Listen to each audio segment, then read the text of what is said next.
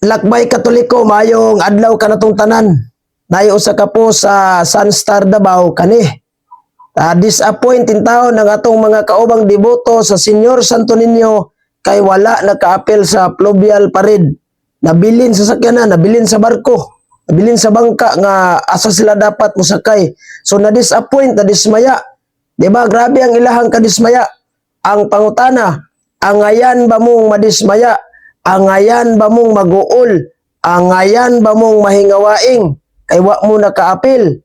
Ang tubag, ako alang ning opinion ha. Narada sa inyo ang muto mo. Dili angayan nga magbagulbol ta, madismaya ta, malain ta, or bisan unsa pay atong gibati tungod kay wa ta kauban. Inaangay na to ibagulbol. Inaangay na to ikaluod. Ngano? Kung atong gyud untang tan-awon, naay bagyong niabot sa Pilipinas kani nukain. Pero milagro gihapon nga si Senyor Santo Niño iyahang gipalayo sa Cebu kay imagine bag-o pa bayatang na bagyuhan diri sa Pilipinas ug diha sa Cebu ni Igo katong bagyong Tino. Before anang bagyong Tino katong linog. Di ba nga ni Igo dito sa Bugo City. So milagro na nga wala niya giagi diyang bagyo kay bao si Senyor Santo Niño nga naay activity aning gitawag og sinulog kaning Fluvial Parade. Naay activity sa yaha ba? Yaha nga kalihukan, di ba?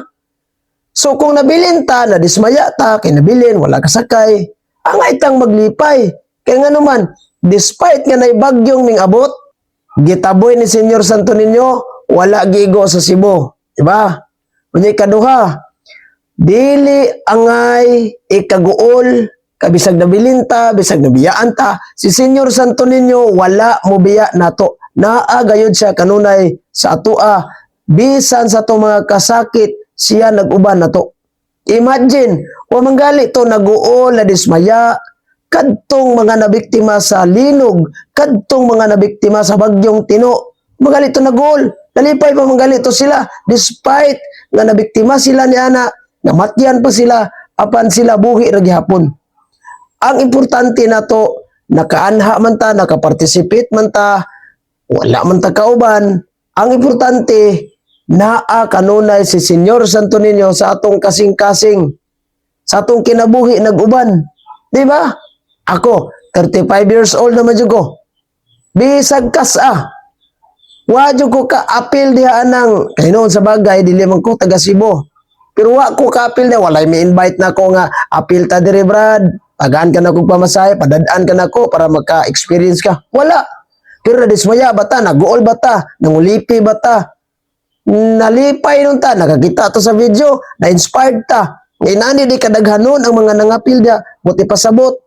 Dasig kayo ang mga Katoliko, dasig kayo ang mga Katoliko, nabisan pa man, diatake ta sa laing mga relihiyon, na agihapon ta nakiglaban og nakita na to ang bagang duot sa mga tao nga misalmot kang Senyor Santo Niño. So usbon ako, ayaw dili angay natong ikaguol, dili angay natong ikadismaya kay si Senyor Santo Niño kanunay nag-uban na to, wa ta biyae, di ba?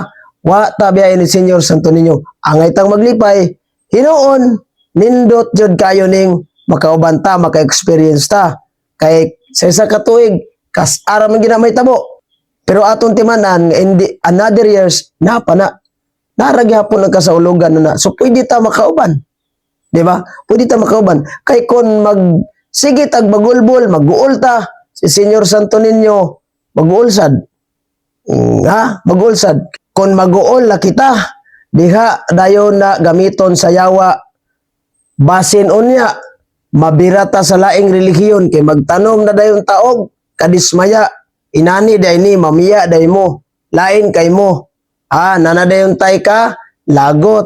So pagbirahon tas lain sikta dali na kita mukuyog kay nahingawaing na mauni ang atong dapat ikayan. So dili tangay magbagulbol, di tangay madismaya, kundili magmalipayon ta sa adlawng tanan kay bisan pa man nga wa ta kauban, bisan pa man wa mo kauban, apa nagpabilin gyapon si Senyor Santo Niño nga nag-uban ka na to, wa ta biyae. Viva Senyor Santo Niño!